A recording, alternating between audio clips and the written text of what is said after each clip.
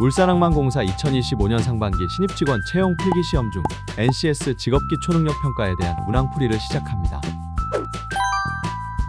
본 영상은 울산항만공사 2025년 상반기 신입직원 채용 필기시험에 응시한 응시자분들께 도움을 드리고자 제작하였으니 많은 시청 부탁드립니다.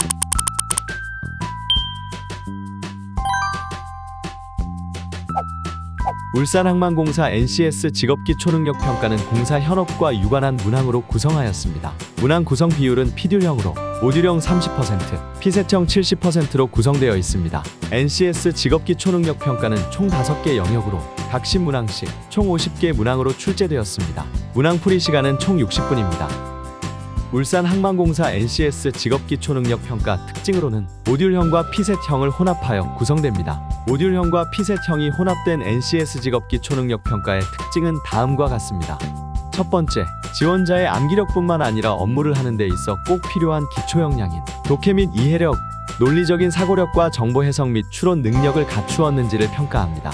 두 번째, 지원자가 모듈학습 워크북의 이론 및 개념을 꼼꼼히 학습했는지 여부와 더불어 다양한 피셋형 문항을 통해 지원자가 업무에 있어 꼭 필요한 기초 역량을 갖추고 있는지를 측정합니다. 지금부터 울산항만공사 NCS 직업기 초능력 평가를 유형별로 한 문항씩 설명드리겠습니다. 먼저 의사소통 능력 유형입니다. 본 문항은 의사소통 능력 중 문서 이해 영역에 해당하며 제시문을 얼마나 정확하게 이해했는지를 평가합니다. 공공기관에서 일하게 되면 다양한 문서를 접하게 되는데요. 이 문항은 그런 자료들 속에서 핵심 내용을 파악하고 필요한 정보를 찾아내는 능력을 보는 문제입니다. 본 문항은 문서 안에서 필요한 정보를 파악하여 옳고 그름을 판단할 수 있는지 파악하기 위해 출제되었으므로 빠른 정답을 파악하기 위해서 제시문의 내용을 단락별로 파악할 필요가 있습니다. 또한 선지를 볼 때 선지의 내용이 제시문의 몇 번째 문단에서 언급됐는지를 정확히 짚어내면 훨씬 빠르고 정확하게 정답을 찾을 수 있습니다. 의사소통 능력 문항풀이를 안내드리겠습니다. 그럼 지문을 보면서 설명드리겠습니다. 첫 번째 문단은 울산항만공사가 최초로 페로프를 친환경적으로 재활용하는 자원순환 체계를 구축하고 이를 위한 업무 협약을 체결했다는 내용입니다. 두 번째 문단은 소각 또는 매립 처리되어 온 선박 페로프를 지속 가능한 과정을 통해 온실가스 저감을 목표로 다양한 관리 방안에 대한 내용입니다. 세 번째 문단은 공사와 관련 기업들과 페로프를 수거 재활용해 자원순환 체계를 구축하고 지역사회에 사회적 가치를 창출할 예정이라는 내용입니다. 네 번째 문단은 협약으로 공공과 민간이 해양 폐기물의 가치를 더해 구조적 해결책을 제시한 모범 사례로 평가되며 울산항 사례는 국제항만 간 협력 모델로 확산될 가능성이 있다는 내용입니다. 다섯 번째 문단은 울산항만공사는 페로프 자원순환을 시작으로 항만 폐기물 순환 모델을 확대하며 친환경 탄소 중립 실현에 앞장설 계획이라는 내용입니다. 각 문단의 내용을 바탕으로 정답을 추론한다면 다음과 같습니다. 네 번째 문단의 내용을 바탕으로 울산항의 페로프 처리 사례는 향후 국내외 항만 간 협력 모델로 자리 잡는 중요한 전환점이 될 것으로 예상할 수 있으므로 정답입니다.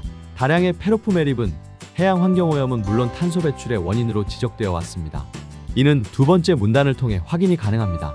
UPA는 페페트를 재료로 삼아 방한용품을 제작하여 현장 근로자에게 전달하는 사업을 진행했고 이는 다섯 번째 문단을 통해 확인 가능합니다. 선박을 계류시키기 위해 사용하는 로프는 8년이 아닌 일반적으로 약 5년에서 7년 주기로 교체된다는 내용을 두 번째 문단을 통해 확인 가능합니다. 자원순환 기술 개발과 표준화가 동시에 진행될 경우 협력 체계와 연관된 분야에서 새로운 일자리 창출이 가능할 것으로 기대된다는 내용은 네 번째 문단을 통해 확인할 수 있습니다. 다음으로 자원관리 능력입니다. 본 문항은 자원관리 영역 중 인적자원 관리에 해당합니다. 제시문에 나온 조건들을 고려해서 적절하게 팀을 배치하는 문제인데요. 업무를 할 때 사람이라는 자원이 어떤 조건에서 활용 가능한지 또 어떤 순서로 우선 배치해야 효과적인지를 판단하는 능력을 확인하고자 출제된 문항입니다. 즉, 여러 가지 조건을 모두 반영했을 때 가장 효율적인 방법을 찾아낼 수 있는지를 확인하기 위해 출제된 문항입니다. 자원관리 능력 문항풀이를 안내드리겠습니다.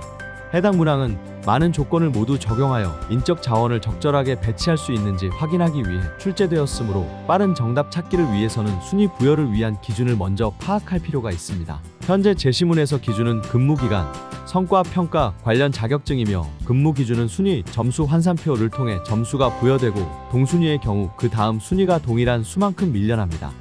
하지만 성과 평가와 관련 자격증은 각 점수와 개수를 그대로 최종 점수에 합산해야 합니다.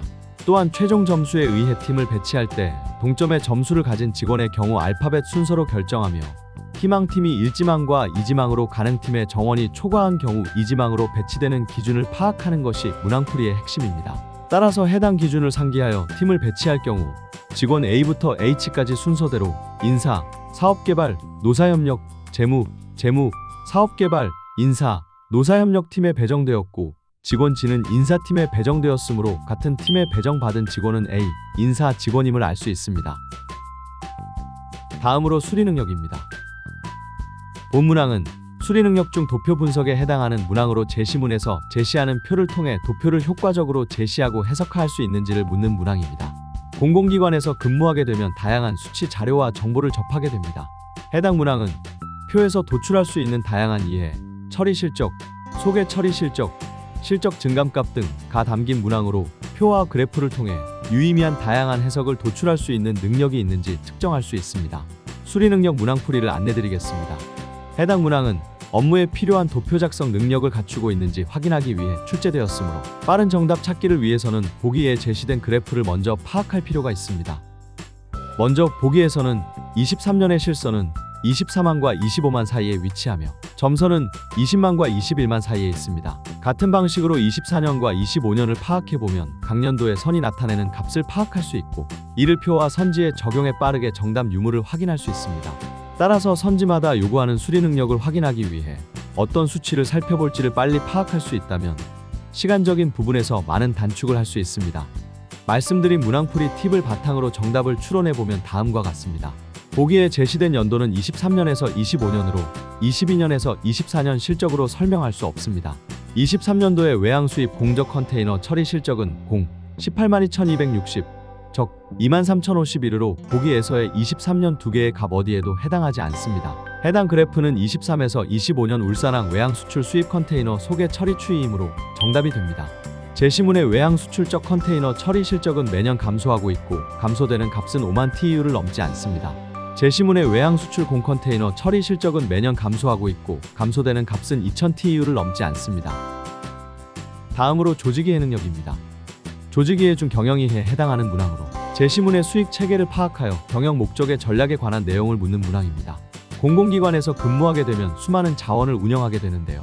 본 문항은 제품의 수익 체계를 통해 수익을 파악하여 올바르게 전략을 세울 수 있는 능력이 있는지 측정할 수 있는 문항입니다. 제시된 체계를 고려하여 올바르게 수익 분석을 했는지 판단하기 위해 해당 문항을 출제하였습니다. 조직이해 능력 문항풀이를 안내드리겠습니다. 해당 문항은 제시된 수익 체계를 토대로 올바른 수익 분석을 판단할 수 있는가를 위해 출제되었으므로 빠른 정답 찾기를 위해서는 제시문의 제품 A에서 E의 비용 구성을 대략적으로 먼저 파악할 필요가 있습니다. 순수익 계산식을 통해 각 제품이 월 얼마의 순수익을 내고 있는지 파악해야 하며 초기 투자 비용은 첫 달에만 발생하는 조건을 파악하는 것이 중요합니다. 따라서 순수익을 분석하기 위해 제품의 체계를 정확하게 파악하고 있어야 정확한 문제 풀이가 가능합니다. 주어진 계산식과 조건을 고려하여 다음과 같이 계산할 수 있습니다.